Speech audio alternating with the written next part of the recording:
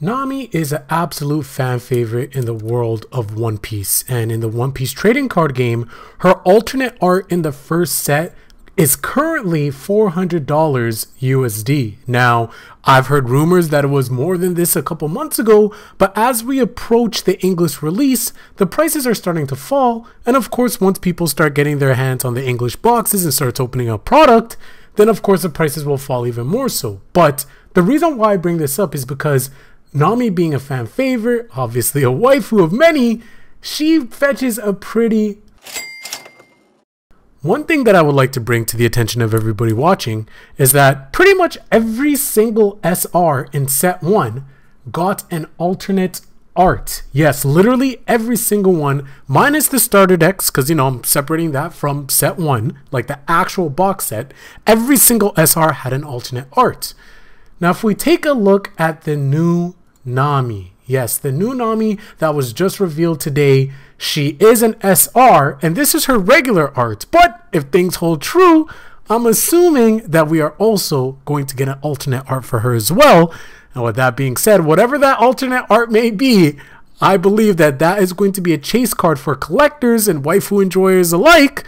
The card is going to be very, very expensive. So now let's talk about Nami. Let's talk about, will this card be played, right? Because part of the benefit for red Nami is she's pretty much going to be played in any deck that's running red, whether it's mono red or red green. So will green want to run this Nami? Well, this Nami is probably going to be relatively niche for those that want to play a film green deck. So let's go ahead and go over her ability. So her stats are pretty well rounded with the cost of 3, 5,000 powers, Okiku line, right?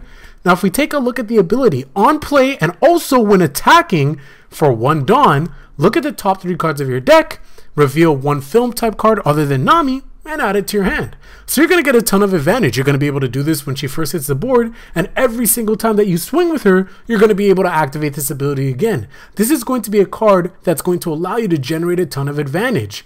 So one thing that I've noticed with these film cards in green is that they all have inside synergy with each other. It's going to make it super exciting to see how the rest of the film cards are going to play out, because I really do think that the film green deck could be something that's really strong. And I don't know, maybe I'm just salty, but green already seems very, very strong. I mean, whether it's red-green Law, whether it's mono-green Kid, whether it's mono-green Kinemon, which I believe is going to be a really strong deck in set 2 as well. I mean, it's no stranger to anybody. Green is very, very powerful, and I think green just keeps getting stronger. We've seen mint cards that are coming out that have some potential, but then more importantly, these film cards seem really strong. Like if we take Luffy, for example, film Luffy, and I mean there's a couple Luffys in this set. We got blue Luffy, and now we also got green Luffy. He has blocker, which is always nice, but in terms of stats, he's a 7-drop, cost of 7, with a power of 7,000. Already talked about the blocker, so let's talk about the ability. On play, you can play up to 1 cost 4 or lower film or Straw Hat Crew type character from your hand.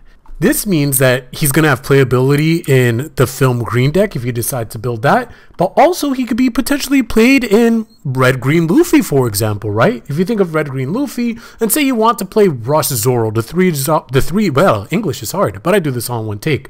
The 3-drop Zoro, there we go, I don't know why that was such a tongue twister, from set 1 with Rush, right? Say you want to play that, well, you also can play this Luffy, and then you can also play that Zoro as well, right? Basically, what I'm saying is this card gives you flexibility to play the way that you want.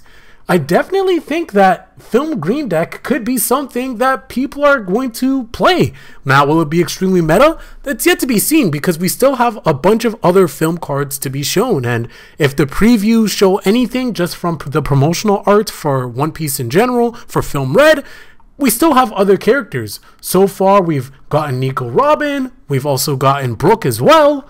Obviously, we have Nami and Luffy, which you guys have already seen on the screen, but are we going to see a Chopper? What about a Zoro? Will Zoro be another heavy hitter for the deck?